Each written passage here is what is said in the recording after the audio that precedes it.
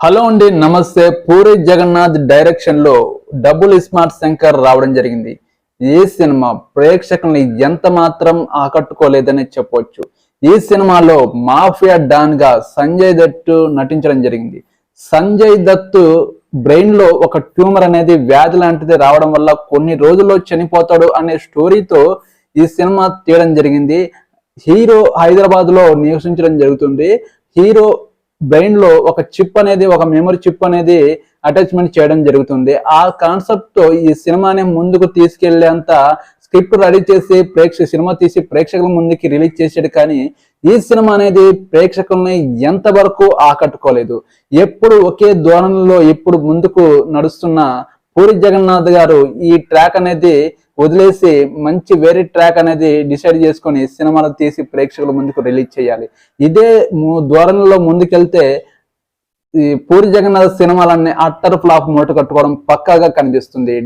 అంటే ఇస్మార్ట్ శంకర్ ఏదో just cinema hit అవ్వడం వల్ల దానికి సీక్వెల్ గా వచ్చిన ఈ సినిమా ప్రేక్షకుల్ని ఎంత మాత్రం ఆకట్టుకోలేదు. ఒకప్పుడు మంచి తన రైటింగ్ స్కిల్ తో, తన డైరెక్టింగ్ స్కిల్స్ తో ప్రేక్షకుల్ని అలరించిన పూరి జగన్నాథ్ ఇప్పుడున్న సిచ్యువేషన్ లో ఆ పూరి జగన్నాథ్ కనిపించట్లేదు. తన కలంతో వచ్చిన డైలాగులు మాత్రం ప్రేక్షకుల్ని సూపర్ గా అట్రాక్ట్ చేస్తాయి. కానీ ఈ మధ్య వచ్చిన సినిమాలలో పూరి జగన్నాథ్ నుంచి మంచి మాస్ డైలాగులు అనేది రావడం లేదు.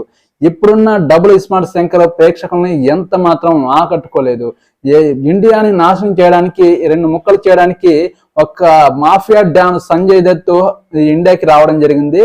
ఇండియాకి వచ్చిన తర్వాత హీరోని ఎలా కలుస్తాడో ఏంటి అంటే, సంజయ్ దత్ చనిపోతే Sanjay Dutt memory chip hero brain లో అటాచ్మెంట్ చేయడానికి ఎలాంటి ప్రయత్నాలు చేశారో ఈ సినిమాలో చూపించడం జరిగింది. ఇందులో ఆలిడ్ ట్రాక్ అనేది ఒకటి ఉంటుంది. అది ఎందుకు పనికిరాని ఆలిడ్ ట్రాక్. అసలు పూరి జగన్నాథ్ ఆలీని చాలా సినిమాల్లో పెట్టాడు, కానీ ఇప్పుడు ఈ సినిమాకి ప్లస్ పాయింట్ అవుతాడు అని అనుకున్నారు. కానీ ఆలిడ్ ట్రాక్ అనేది ఈ సినిమాకి మైనస్ పాయింట్ అయింది.